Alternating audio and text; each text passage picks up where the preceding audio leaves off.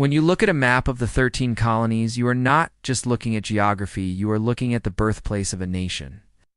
These colonies stretched along the Atlantic coast of North America from the rocky shores of New England in the north to the warm fields of Georgia in the south. Each colony was unique with its own culture, economy, and way of life. But together, these 13 places would one day unite to fight for independence and create the United States of America. Let us begin in the north with New England.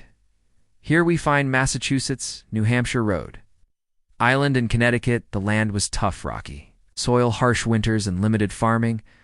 But what they lacked in farmland, they made up for in community spirit and determination. Villages where close-knit churches stood at the center of towns, and fishing, shipbuilding, and trade became the lifeblood of these colonies. In the heart of Massachusetts lay Boston, a city that would grow to become the center of revolutionary thought. Boston was no ordinary port.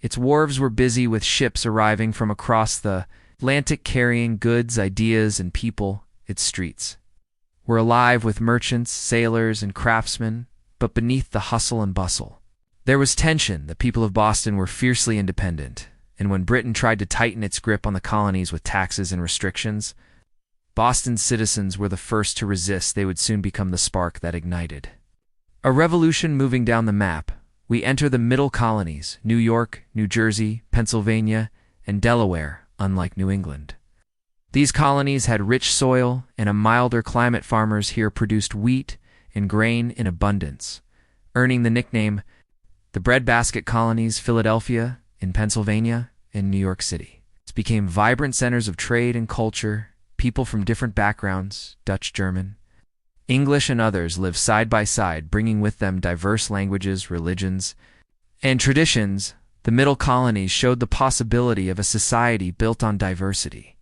a vision that would later influence the whole nation. Farther south, the land changed again. Here were the southern colonies: Maryland, Virginia, North Carolina, South Carolina, and Georgia. The soil was fertile and the climate was warm. These colonies grew tobacco, rice, and later cotton on large plantations. Wealthy planters lived in grand houses, while enslaved Africans and indentured servants did much of the back-breaking work in the fields. Virginia was the most powerful of the southern colonies, home to influential leaders like George Washington and Thomas Jefferson. These southern lands gave America many of its founding fathers, but they also carried the painful history of slavery, a contradiction that the young nation would struggle with for generations. Now, if we return to our map and look again at Boston, we see its importance more clearly. Boston was not just a city, it was the nerve center of colonial resistance.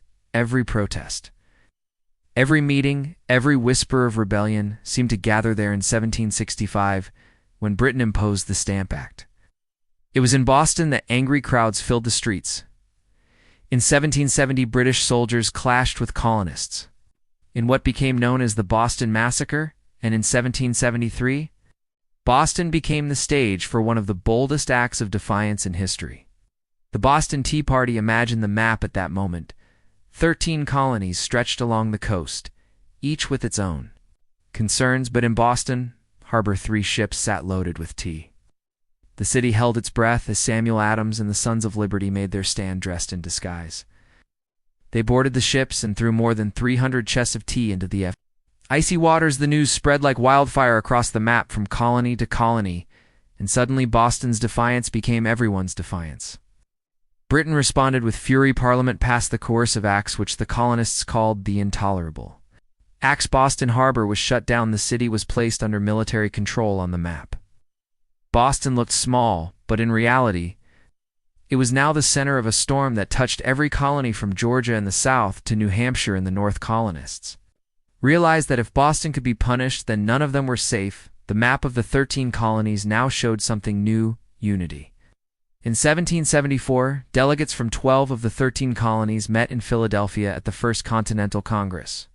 They came together, not as separate colonies, but as Americans determined to defend their rights. And once again, Boston was at the heart of the conversation. The people of Boston had stood up to Britain, and the rest of the colonies were ready to stand with them as war finally broke out in 1775.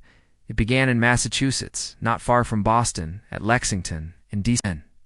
Concord, the map of the colonies, was now a map of rebellion. Towns, cities, and villages across the land took up arms, and Boston became the first battleground of the Revolution. The siege of Boston that followed showed just how vital this city was.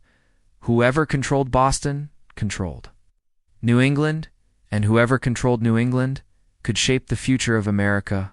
Looking back at the map today, it is easy to see just 13 names along the coast, but behind those names lies a story of struggle, courage, and vision. New England's rocky lands taught endurance. The middle colony's diversity taught tolerance. The South's wealth and contradictions revealed the challenges ahead, and Boston standing proudly on. That map reminds us that even a single city can change the destiny of a nation. The map of the 13 colonies is more than geography. It is the story of how a scattered group of people, different in every way, found common cause in the dream of freedom. And it is the story of Boston, the small city that lit the fire of revolution and helped shape the birth of the United States.